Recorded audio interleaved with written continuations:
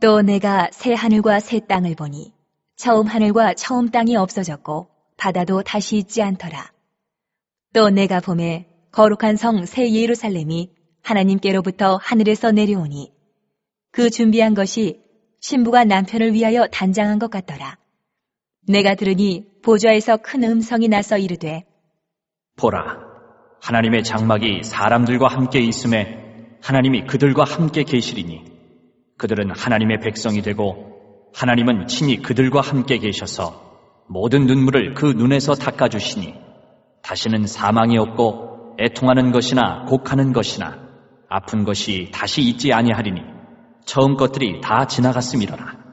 보좌에 앉으신 이가 이르시되 보라, 내가 만물을 새롭게 하노라 하시고 또 이르시되 이 말은 신실하고 참되니 기록하라. 하시고 또 내게 말씀하시되 이루었도다. 나는 알파와 오메가요 처음과 마지막이라. 내가 생명수 샘물을 목마른 자에게 값없이 주리니 이기는 자는 이것들을 상속으로 받으리라. 나는 그의 하나님이 되고 그는 내 아들이 되리라. 그러나 두려워하는 자들과 믿지 아니하는 자들과 흉악한 자들과 살인자들과 음행하는 자들과 점술가들과 우상 숭배자들과 거짓말하는 모든 자들은 불과 유황으로 타는 못에 던져지리니 이것이 둘째 사망이라. 안녕하세요. 오늘은 허남진 목사님의 글 새하늘과 새 땅, 소망과 믿음 일부를 좀 더 깊이 들여다볼까 합니다. 특히 요한계시록 21장 22장에 나오는 그 새하늘과 새 땅 개념이요? 많은 분들이 궁금해하시는 부분이죠. 네, 맞습니다. 이 글이 주목하는 구절이 처음 하늘과 처음 땅이 없어졌다는 건데요. 이게 그냥 뭐 지금 세상이 좀 더 나아진다는 건지 아니면 완전히 다른 의미인지 그게 중요해 보여요. 자, 여기서부터 한번 시작해보죠. 계시록 21장 1절 또 내가 새 하늘과 새 땅을 보니 처음 하늘과 처음 땅이 없어졌고 바다도 다시 있지 않더라. 여기서 없어졌다. 이걸 어떻게 봐야 할까요? 네, 이 글에서는 그 없어졌다는 말을 상당히 문자 그대로 받아들여야 한다고 강조하고 있습니다. 아, 문자 그대로요? 네, 그러니까 지금 우리가 사는 이 시공간적인 세계가 뭐 리모델링 되거나 개선되는 수준이 아니고요. 완전히 사라지고 질적으로 전혀 다른 차원의 세계가 새롭게 창조된다는 거죠. 완전히 다른 차원. 그렇죠. 이게 왜 중요하냐면 저자가 인간의 노력으로 점진적으로 뭐랄까 더 좋은 사회, 지상 낙원을 만들려는 시도들하고는 분명히 선을 긋고 있거든요. 아, 인간의 노력이 아니라는 점. 네. 그래서도 뭐 일부 진보적인 사상이나 아니면 특정 종교단체들, 예를 들어 여호와의 증인이나 신천지 같은 곳의 주장들을 좀 경계하는 맥락에서 언급하는데요. 이런 생각들이 결국 인간의 역할을 너무 강조하게 되고 그러다 보면 이 새하늘과 새 땅이라는 게 오직 예수 그리스도의 재림을 통해서만 전적으로 새롭게 창조된다는 그 핵심을 놓칠 수 있다는 거예요. 그러니까 인간 힘으로는 안 된다는 걸 아주 분명히 하는 거죠. 그렇군요. 인간의 노력이 아니라 하나님의 전적인 창조다. 아, 그럼 그 새하늘과 새 땅은 대체 어떤 곳일까요? 본질적인 특징 같은 게 있을까요? 네, 거기서 이제 4절 말씀을 인용하는데요. 우리가 지금 겪고 있는 아주 근본적인 문제들이 다 해결된 곳이라고 설명을 해요. 4절이요? 네, 모든 눈물을 그 눈에서 닦아주시니 다시는 사망이 없고 애통하는 것이나 곡하는 것이나 아픈 것이 다시 있지 아니하리니 처음 것들이 다 지나갔음이로라. 그러니까 죽음, 슬픔, 고통 이런 게 전혀 없는 거죠.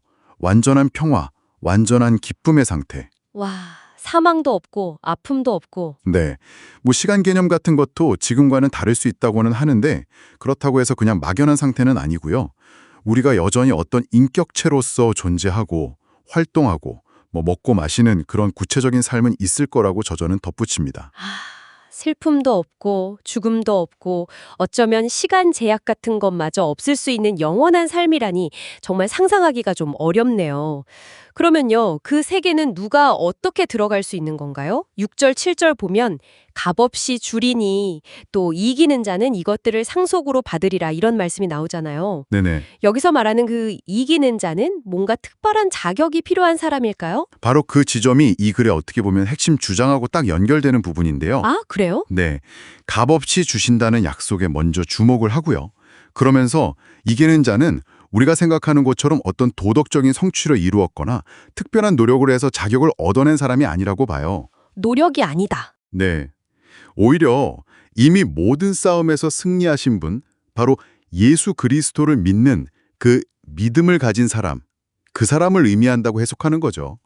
심지어 그 믿음조차도 사실은 우리가 스스로 만들어내는 게 아니라 하나님께서 선물로 주시는 거라고 강조합니다. 아, 믿음조차도 선물이다. 그렇죠.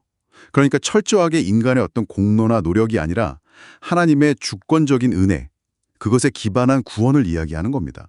결국 이 글이 우리에게 던지는 핵심 메시지는 그거군요. 새 하늘과 새 땅은 우리가 뭐 노력해서 개선하는 지금 세상의 연장선이 아니고 하나님의 전적인 능력, 그리고 은혜로 주어지는 완전히 새로운 차원의 실제다. 그리고 거기에 들어가는 길은 오직 믿음, 그것도 하나님이 주시는 믿음이라는 소망. 네, 맞습니다. 정확합니다. 그래서 지금 우리가 사는 현실이 아무리 좀 힘들고 고통스러워도 이 궁극적인 소망, 그러니까 역사의 시작, 알파와 끝, 오메가이신 그 하나님께서 모든 것을 결국 완성하실 거라는 그 믿음 안에서 오늘을 살아가도록 격려하는 거죠. 모든 게 그분의 계획 안에 있다는 확신이요. 자, 오늘 허남진 목사님의 글을 통해서 새 하늘과 새 땅에 대한 하나의 좀 뚜렷한 관점을 살펴봤습니다. 인간 노력은 배제되고 전적으로 하나님의 창조와 은혜로 주어지는 세계라는 점. 그렇다면 마지막으로 이런 질문을 한번 던져볼 수 있을 것 같아요. 이 글의 관점처럼 미래의 그 소망이 현재와 이렇게 좀 철저히 분리되고 오직 하나님의 은혜에 달려 있다면요.